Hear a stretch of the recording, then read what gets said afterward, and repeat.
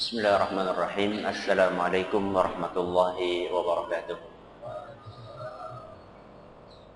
Alhamdulillah rabbil alamin wa bihi nasta'inu ala umuri dunya waddin. Sallallahu ala nabiyyina Muhammadin wa ala alihi wa sahbihi ajma'in. Amma ba'd. Kita panjatkan puja dan puji syukur kehadirat Allah tabaraka wa taala. Pada kesempatan malam yang berbahagia kali ini kita kembali diberi kekuatan, kesehatan, hidayah serta taufik dari Allah Jalla wa Ala, sehingga kita bisa kembali menghadiri pengajian rutin tafsir kita ini di Masjid Agung Darussalam Purbalingga. Kita berharap semoga Allah tabaraka wa taala berkenan untuk melimpahkan kepada kita semuanya ilmu yang bermanfaat, sehingga bisa kita amalkan sebagai bekal untuk menghadap kepada Allah Jalla wa Ala. Amin ya rabbal alamin. Salam dan salam semoga senantiasa tercurahkan kepada junjungan kita Nabi besar Muhammad sallallahu alaihi wasallam, kepada para sahabatnya, keluarganya dan umatnya yang setia mengikuti tuntunannya hingga hari akhir nanti.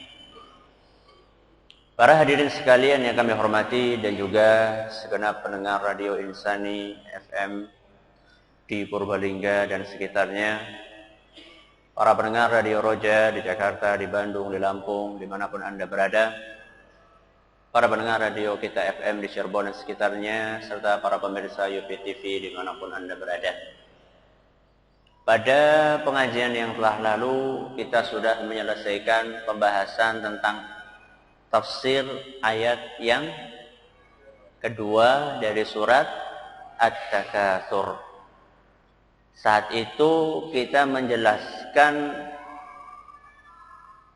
3 hal atau 3 tips supaya kita terhindar dari kelalaian yang disebutkan oleh Imam Al-Qurtubi. Sebelumnya kita sampaikan betapa banyak orang yang lalai akibat dunia ini, karena memang dunia itu diumpamakan oleh Nabi Shallallahu Alaihi Wasallam seperti hulwatun khadirah, manis dan hijau.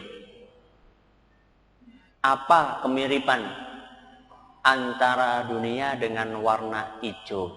Silakan.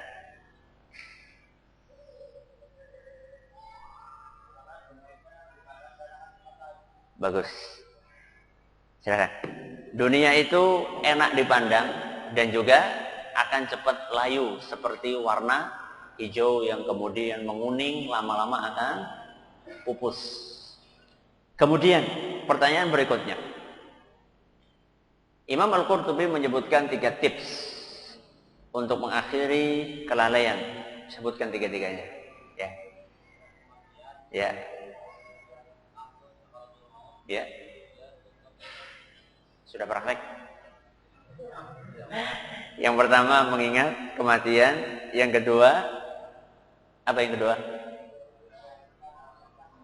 Menyaksikan orang sakaratul maut. Yang ketiga, ziarah kubur. Pertanyaan yang ketiga, apa dalilnya dalam Al-Quran bahwa kematian tidak bisa diundur dan tidak bisa diajukan? Surat apa, ayat berapa?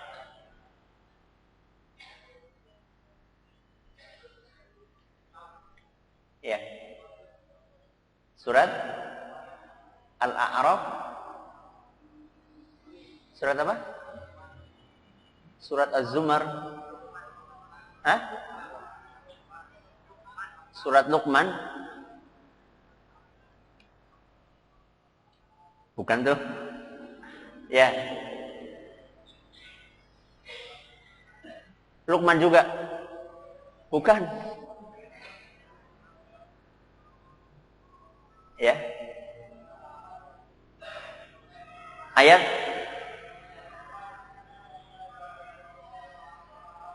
bagus. Monggo silakan. Surat Al-A'raf ayat 34. Wa likulli ummatin ajal fa idza jaa ajruhum la yastakhiruna sa'atan wa la yastaqdimun. Yang artinya setiap umat itu mempunyai ajal, kalau ajalnya sudah datang maka tidak mungkin untuk dipercepat dan tidak mungkin untuk diundur walaupun hanya sekejap. Satu lagi.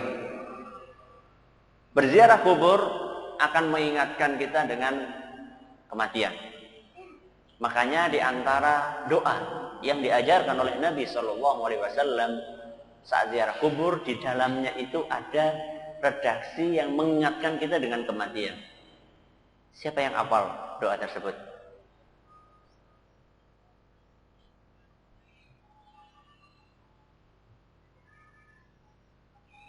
Ya.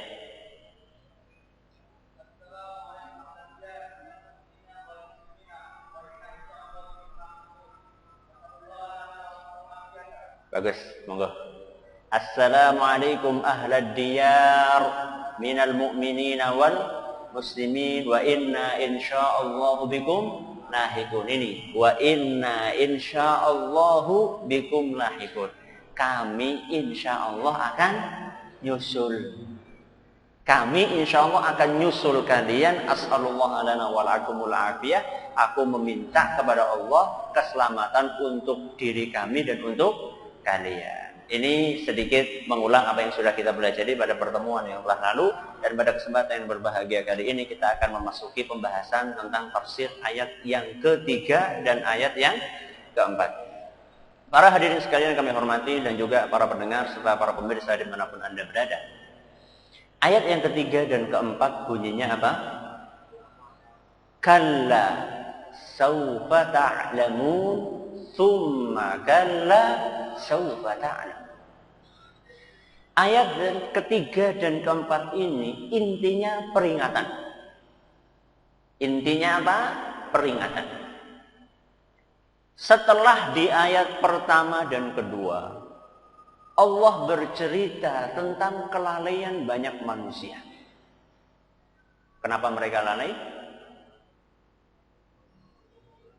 Karena mereka terlalaikan dengan at-takatsur. Apa at-takatsur? Berbangga-banggaan. Setelah Allah Subhanahu wa taala menceritakan tentang kelalaian banyak manusia di muka bumi ini gara-gara mereka berbangga-banggaan, dan kelalaian itu begitu akutnya, hatta zurtumul maqabir, sampai kalian mati masih tetap kalian lalai. Maka mulai ayat yang ketiga Allah Subhanahu wa taala memberikan peringatan. Peringatan itu dimulai dengan kata kalla. Siapa yang tahu artinya kalla? Kalla itu diantara maknanya yang disebutkan oleh Imam At-Tabari, kalla artinya jangan begitu. Maksudnya gimana Ustaz? Jangan begitu. Seharusnya gimana? Seharusnya begini. Jangan begitu. Maksudnya jangan demikian. Janganlah kalian itu lalai dengan bermegah-megahan. Itu maksudnya. Jadi Allah Subhanahu wa taala memperingatkan para manusia, kalla, jangan begitu. Kalian tidak boleh lalai dengan bermegah-megahan. Kalla, kenapa wahai Rabbi? Lalu Allah menjawab, saufa ta'lamun. Siapa yang tahu artinya saufa ta'lamun? Kelak kalian akan mengetahui.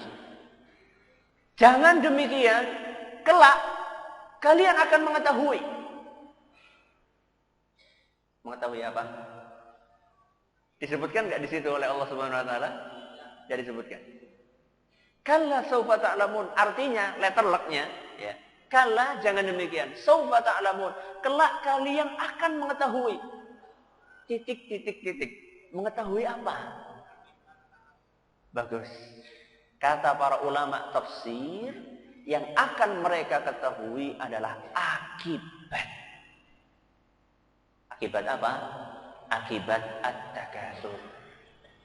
Akibat kalian itu lalai dengan bermegah-megahan.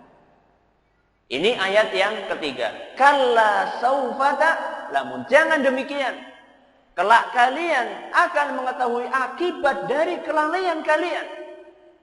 Kemudian dilanjutkan dengan ayat berikutnya. Summa kalla saufa ta'lamun. Summa. Apa artinya summa? Kemudian. Kalla. Sudah belajar tadi.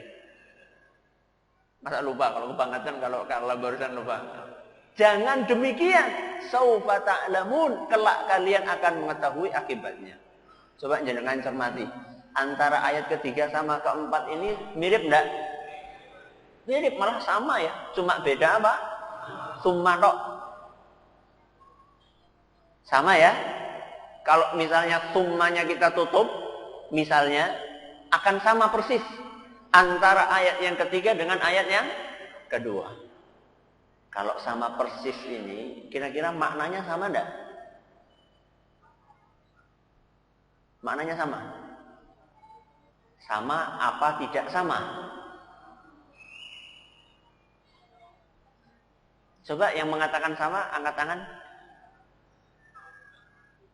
Tidak ada. Yang mengatakan tidak sama, angkat tangan. Tidak ada juga. Masya Allah. Tadi suara apa tadi? Kenapa ragu? Para ulama berbeda pendapat dalam masalah ini. Jadi para ulama kita, mereka berbeda pendapat. Antara ayat yang ketiga sama ayat yang keberapa? Keempat. Artinya sama enggak? Kalau redaksinya sama, apakah mesti artinya sama? Para ulama secara garis besar terbagi menjadi dua pendapat. Pendapat yang pertama mengatakan sama. Antara ayat yang tiga dengan ayat yang keempat maknanya sama. Karena redaksinya sama. Terus kalau maknanya sama, fungsinya apa? Ngapain makna yang sama diulang lagi? Para ulama yang menganut pendapat ini, mereka mengatakan tujuannya adalah untuk penegasan. Coba jenengan, kalau misalnya melarang anak yang jenengan dan jenengan serius dalam melarangnya. Jenengan ucapkan jangan sekali, apa berkali-kali? Berkali-kali. Jangan nak, jangan. Nah, jangan ke situ nak, jangan. Apalagi kalau misalnya kita tahu dia itu akan terjerumus ke dalam jurang misalnya. Atau akan nyoba nyebur kemana? Ke sumur. Pikirannya, Masya Allah penak banget ya kecayanan sumur. Nah, dia sudah mau naik. Apakah kita cukup? Jangan. Berhenti? Tidak. Bahkan mungkin sampai berkali-kali dan kita angkat suara kita. Jadi di dalam, sampai pun di dalam bahasa Arab, kalau seseorang ingin menegaskan sesuatu, maka akan diulang kalimat yang sama. Makanya kata ulama yang menganut pendapat pertama ini, maknanya sama. Terus kenapa diulang? Diulang itu bukan tanpa arti. Diulang itu untuk menegaskan. Untuk mengingatkan, wahai para manusia, ketahuilah bahwa kalian itu pasti akan menemukan akibat dari kelalaian kalian. Pasti kalian akan dapatkan hal itu. Ini pendapat yang pertama. Mengatakan makna ayat yang ketiga dengan ayat yang keempat sama enggak? Ini pendapat yang pertama. Pendapat yang pertama sama. Berarti pendapat yang kedua apa? Ya gampang sekali. Tidak sama. Ayat yang pertama kata para ulama maknanya sama. Ayat yang kedua kata mereka tidak sama dong. Terus bedanya apa? Kalau tidak sama bedanya apa? Antara ayat yang ketiga dengan ayat yang keempat. Di sini ulama berbeda lagi pendapatnya. Jadi kalau boleh kita jabangkan, pendapat pertama, pendapat kedua dibagi lagi menjadi berapa pendapat? Dua lagi. Pendapat kedua yang pertama, menurut mereka ayat yang ketiga berbicara tentang akibat di saat kematian dan di alam kubur. Ini menurut pendapat yang mengatakan tidak sama. Perbedaannya di mana? Perbedaannya kalau ayat ketiga sedang berbicara tentang akibat yang akan dipetik oleh seorang yang lalai saat dia mati dan ketika dia masuk ke alam kubur. Kalla saufa ta'lamun, jangan demikian. Sesungguhnya kalian akan mengetahui akibat dari perbuatan kalian. Kapan? Ketika kalian mati dan kalian sudah masuk ke mana? Ke kubur. Itu makna ayat yang keberapa? Yang ketiga. Terus yang keempat, kata mereka, kalau yang keempat itu berbicara tentang akibat di mana? Di neraka. Berarti bedanya di mana? Tempatnya. Beda tempat. Kalau ayat yang ketiga bercerita tentang akibat yang akan dirasakan oleh orang-orang yang lalai ketika mereka mati dan ketika mereka masuk kuburan. Sedangkan ayat yang keempat berbicara tentang akibat yang akan mereka rasakan ketika mereka nanti sudah masuk kemana? Ke neraka. Sudah. Ini pendapat A, 2A. Ya. Karena ini masih cabang dari pendapat yang keberapa? Yang kedua. Adapun pendapat 2B, ulama yang lain yang membedakan, menurut ulama yang lainnya, bahwa ayat yang ketiga itu berbicara kepada orang-orang kafir. Kalla saufa ta'lamun. Jangan demikian, wahai orang-orang kafir. Sesungguhnya kalian akan melihat akibat dari perbuatan kalian. Ayat yang ketiga tertuju kepada orang kafir. Berarti kalau ayat yang keempat kepada siapa? Kepada kaum mukminin. Tsumma kalla saufa ta'lamun.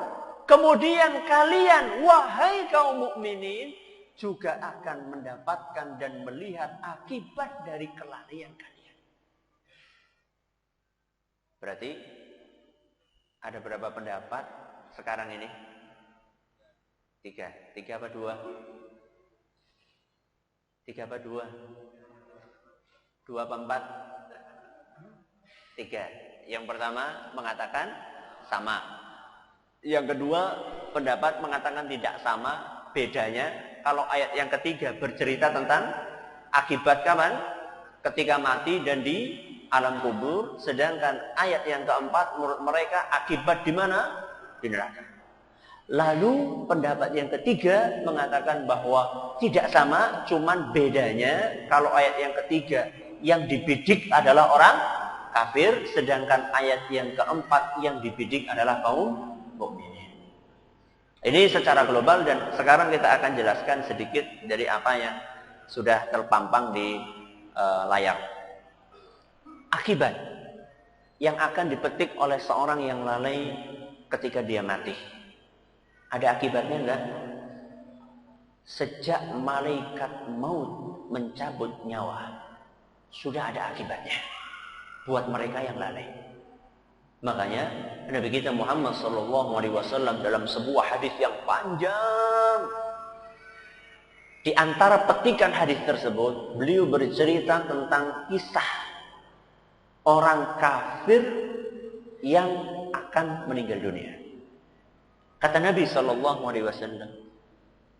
di saat orang kafir dalam keadaan sakaratul maut, dia masih pengen tinggal di dunia dan tidak suka untuk pindah ke alam akhirat. Karena dia tahu kalau sudah pindah ke alam akhirat dia akan tersiksa. Dan dia masih ingin menikmati dunia. Ketika dia dalam keadaan sakaratul maut, malaikat maut pencabut nyawa datang diiringi dengan malaikat-malaikat dari langit yang berwajah hitam kelam. Saat itu para malaikat hitam itu membawa kain kafan yang sangat kasar. Lalu para malaikat yang berwajah hitam itu, mereka duduk mengelilingi seorang yang sedang sekarat tadi. Kemudian malaikat pencabut nyawa mengambil posisi pas di atas kepala orang kafir tadi. Setelah mengambil posisi tersebut, malaikat pencabut nyawa membentak orang kafir tadi dan berkata, "Ya ayyatuhan nafsul khabithah, wahai nyawa yang hina, ukhruji ila ghadabin minallahi wa sakhat." Kata malaikat pencabut nyawa, keluar kamu dari tubuh ini untuk menjemput kemurkaan dan amarah Allah Subhanahu wa ta'ala. Begitu mendengar bentakan tadi, nyawa yang sudah berada di kerongkongan tinggal apa? Keluar. Karena mendengar bentakan tadi, maka nyawa tersebut lari dalam tanda kutip, tunggang langgang masuk lagi ke tubuhnya.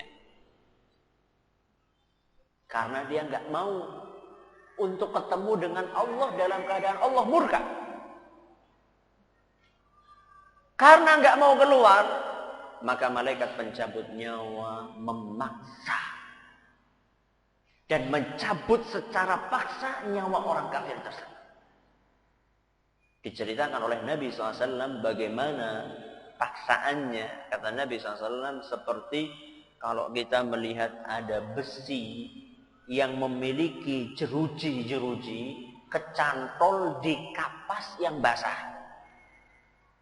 Sulit dicabutnya. Tapi begitu dicabut maka akan tercerabut. Urat-urat dan nadi-nadinya semuanya putus. Karena ngotot nggak mau keluar, suruh keluar nggak mau keluar, akhirnya dicabut secara paksa oleh Allah Subhanahu wa ta'ala, oleh malaikat pencabut nyawa. Begitu nyawa itu sampai di tangan malaikat pencabut nyawa, langsung nyawa itu diserahkan kepada para malaikat yang berwajah hitam tadi. Oleh mereka dibungkus dengan kain kafan yang sangat kasar, lalu diangkat dari bumi ini menuju ke langit.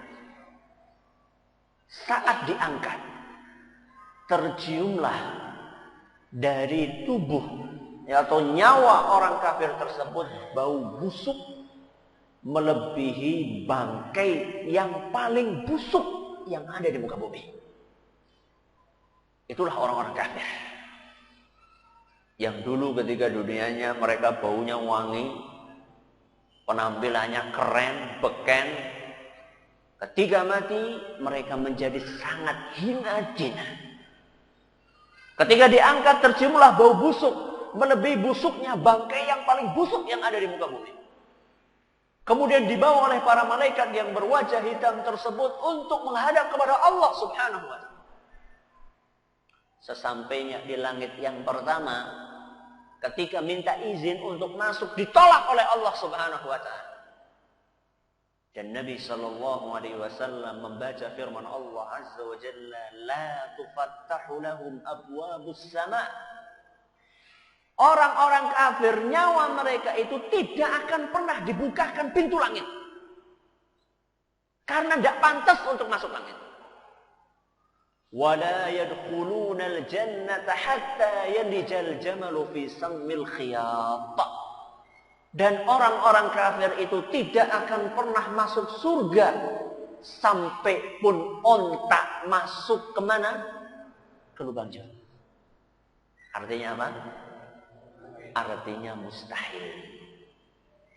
Itu Allah sebutkan dalam Al-Quran surat Al-A'raf ayat 40. Karena gagal masuk ke pintu langit, maka akhirnya nyawa tersebut dicampakkan lagi ke muka bumi, dikembalikan ke tubuhnya yang ada di kuburan. Begitu sampai di dalam tubuhnya yang ada di kuburan, datanglah dua orang malaikat. Malaikat siapa? Mungkar dan Nakir. Kedua malaikat itu bertanya dengan pertanyaan-pertanyaan yang sering kita dengar. Man rabbuka, siapakah Rabbmu? Kemudian man nabiyuka, siapakah nabimu? Lalu yang ketiga, ma dinuka, apakah agamamu? Ternyata seluruh pertanyaan itu yang kalau kita tanya mereka ketika hidup di dunia, bisa menjawab. Mereka bisa menjawab. Tapi ini masalahnya bukan di dunia, ini masalahnya di alam kubur.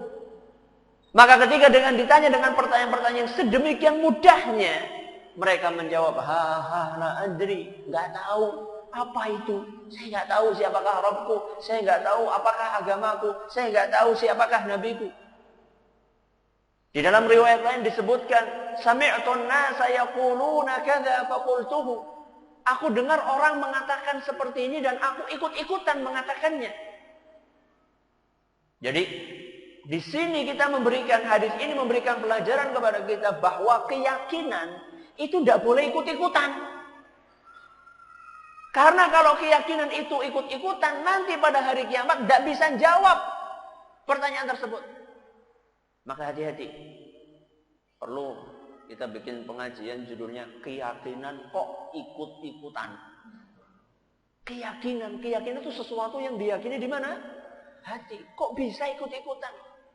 Kalau keyakinan ikut-ikutan tok, tidak tahu apa landasannya, dalilnya apa, Al-Qur'annya apa, sunnahnya apa, kenapa saya meyakini ini, kur jerene dan jerene, maka tunggu nanti di hari kiamat, di alam kubur, tidak akan bisa menjawab pertanyaan-pertanyaan mereka tersebut, walaupun digawani kerpekan sekang dunyane.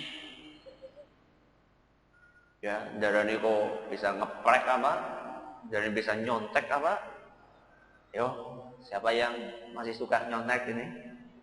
Hah? Jangan dipikir nanti di alam kubur itu bisa bawa contekan. Nah, sangoni ya, ngonek mati ya ge, sangoni ge. Jawab tulisannya. Nek ditakoni sopo robmu, jawaben robku Allah. Cekralen ya. Nggak bisa. Itu tergantung bagaimana kondisi seseorang ketika di dunia. Ketika ditanya dengan pertanyaan tersebut tidak bisa menjawab sama sekali dan dia malah kebingungan. Dalam hadis dikatakan, la andri. Apa? Aku ora paham. Maka saat itu Allah Subhanahu wa taala memperdengarkan suara dari langit, an afrishu lahu baban ilan nar. Kata Allah Subhanahu wa taala, bukakan pintu dari kuburannya ke neraka. Jadi saat itu kuburannya dibuka pintu. Pintu kemana? Ke neraka. Dia dari situ sudah bisa ngelihat, itu loh tempatku kalau nanti aku masuk ke neraka. Sudah ketahuan tempatnya di neraka. Begitu dibuka pintu tersebut, maka berhembuslah hawa panas dan bau busuk dari neraka masuk ke dalam kuburan orang tersebut. Cukup sampai di situ? Disiksa oleh Allah dengan hawa panas? Belum cukup. Kata Nabi SAW, kuburannya itu dipres oleh Allah Azza wa Jalla sampai tulang belulangnya itu pecah dan menusuk satu sama lainnya.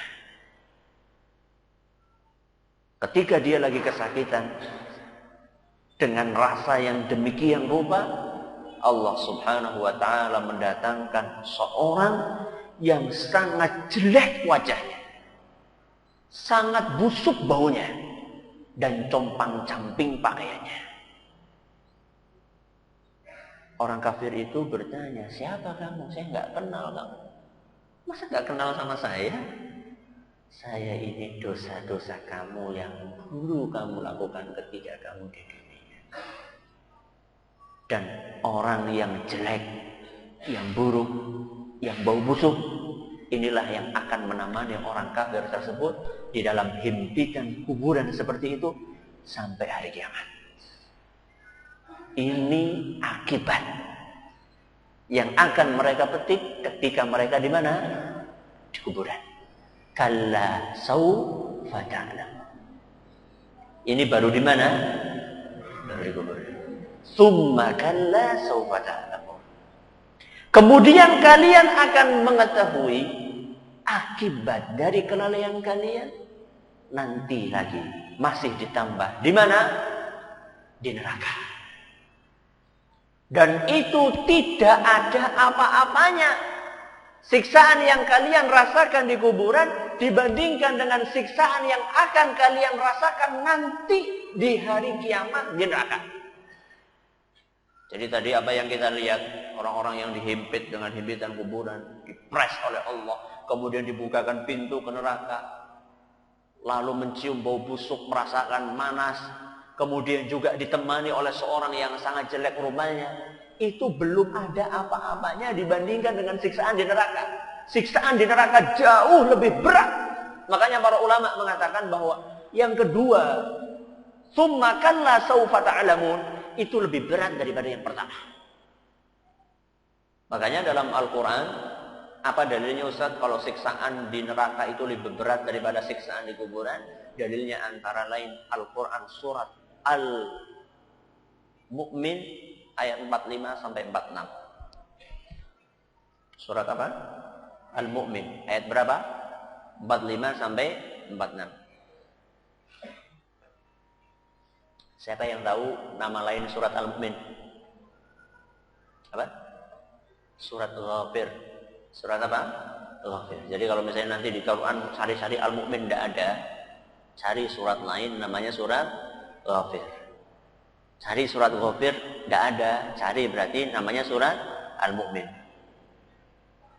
Kata Allah dalam surat Al-Mu'min ayat 45 sampai 46, Allah Subhanahu wa taala berfirman, "Wa haqa bi ali fir'aun su'ul 'adzab."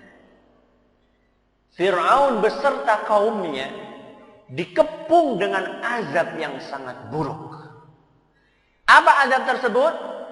Kata Allah Azza wa Jalla, "An-naru yu'raduna 'alaiha ghuduwan wa 'ashiyya."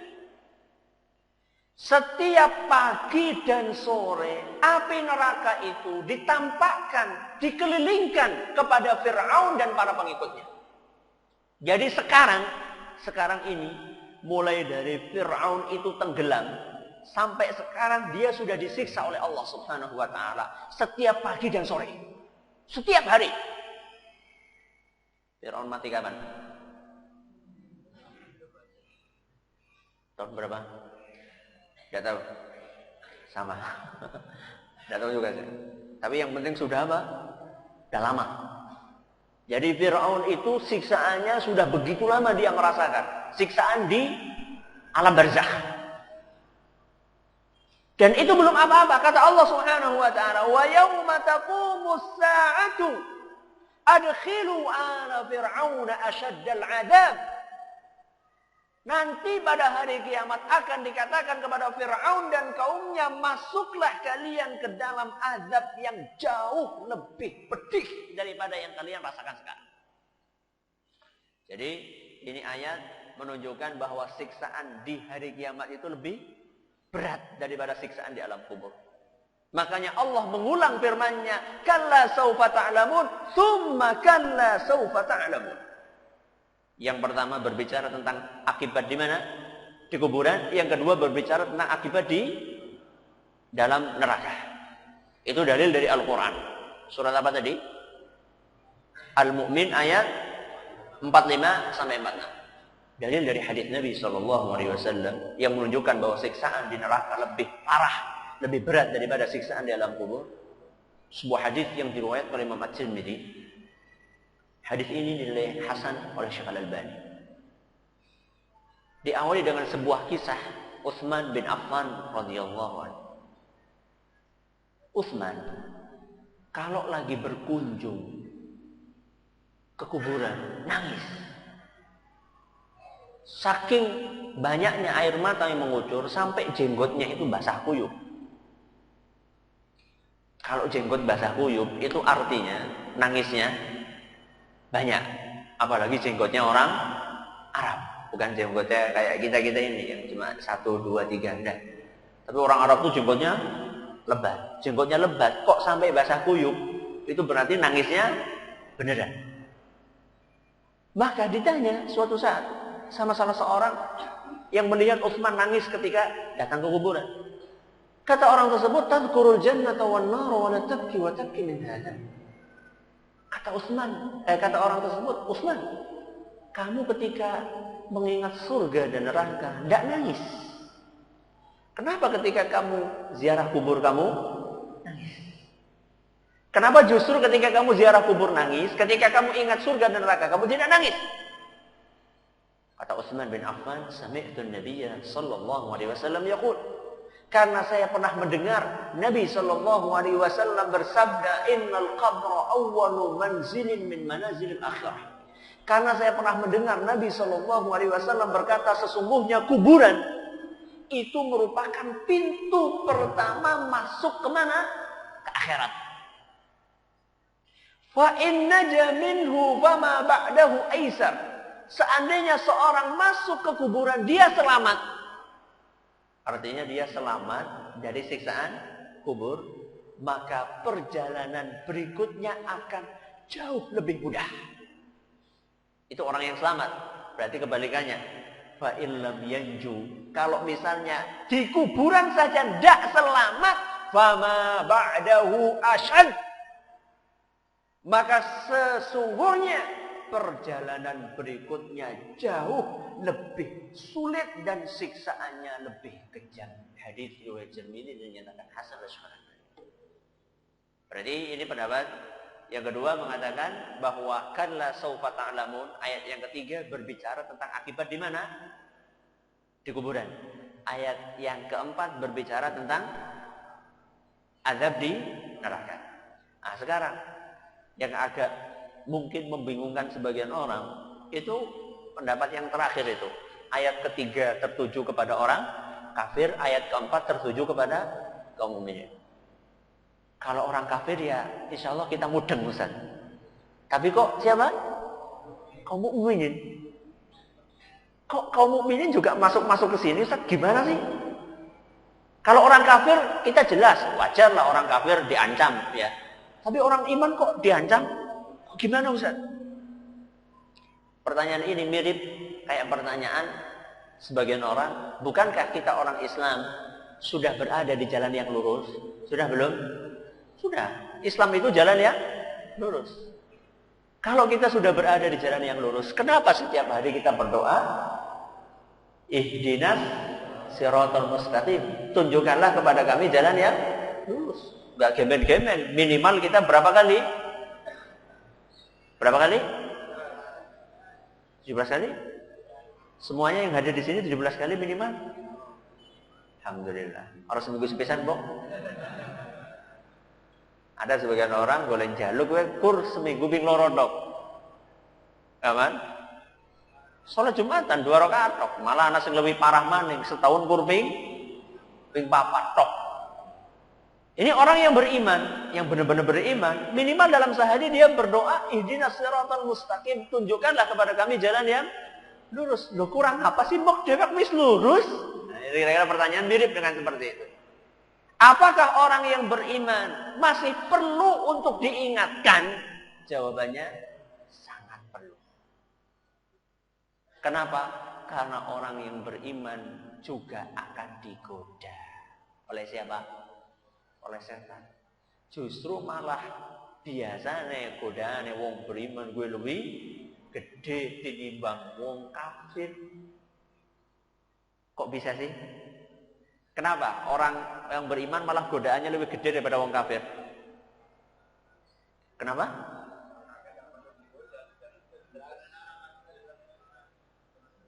Jeruk orang makan jeruk kayak gue. Sebagian ulama mengumpamakan orang kafir itu seperti sebagian ulama mengumpamakan setan seperti maling. Seperti apa? Maling. Maling itu kalau mau nyuri itu kira-kira ngincer rumah sing wis rusak orang ana isine. Apa ngincer rumah sing megah sing akeh barang-barang berhargane? Yang mana? Yang mana? Kok tahu?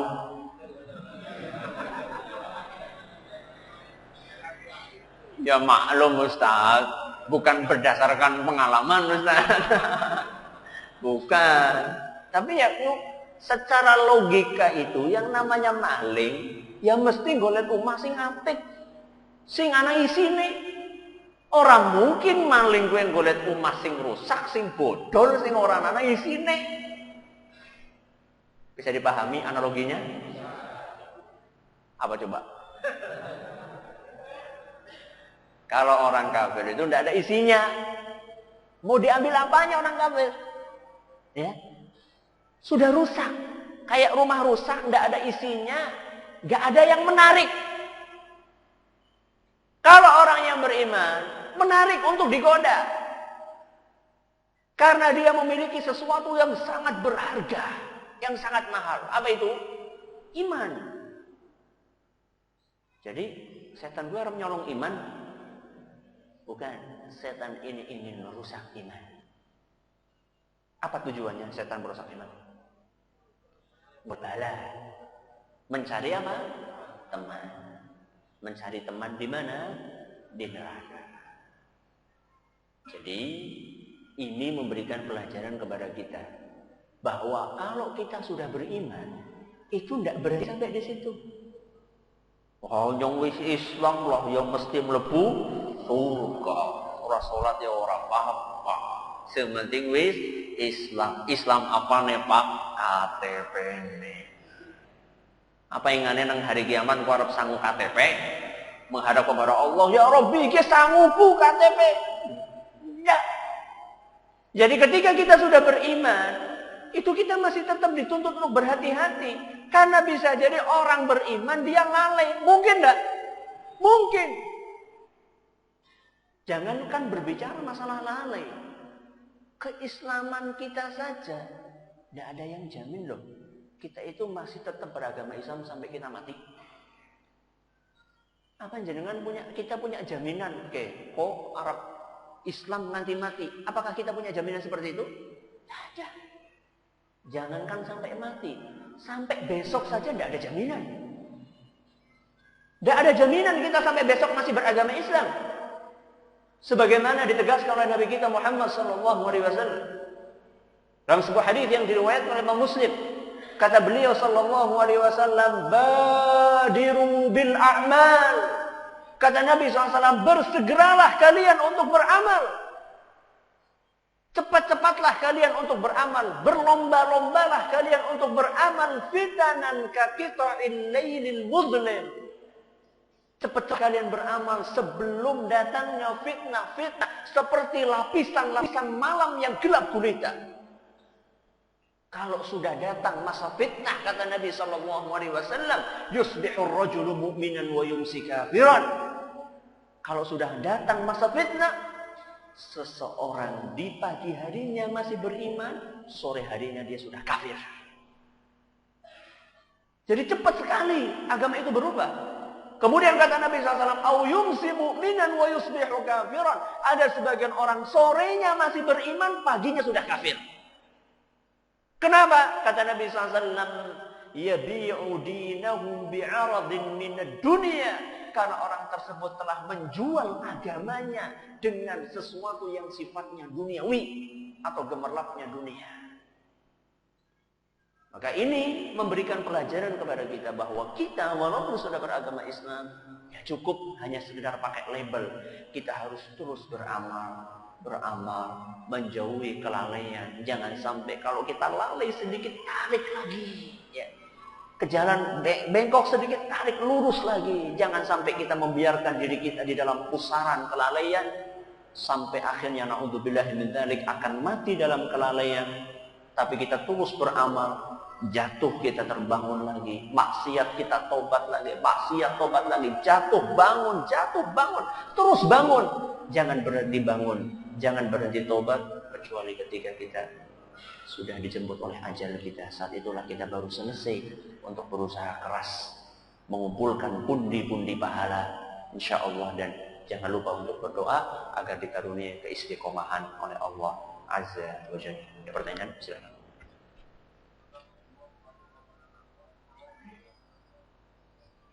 Satu hari di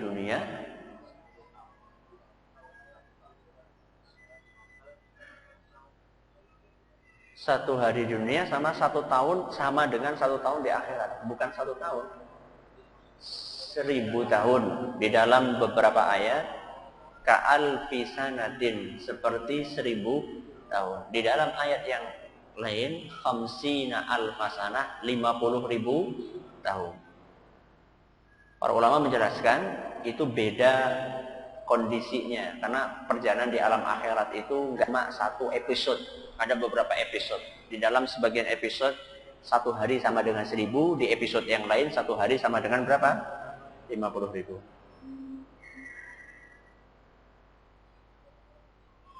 Apakah orang yang meninggal dalam keadaan su'ul khatimah belum mesti mendapatkan siksa kubur?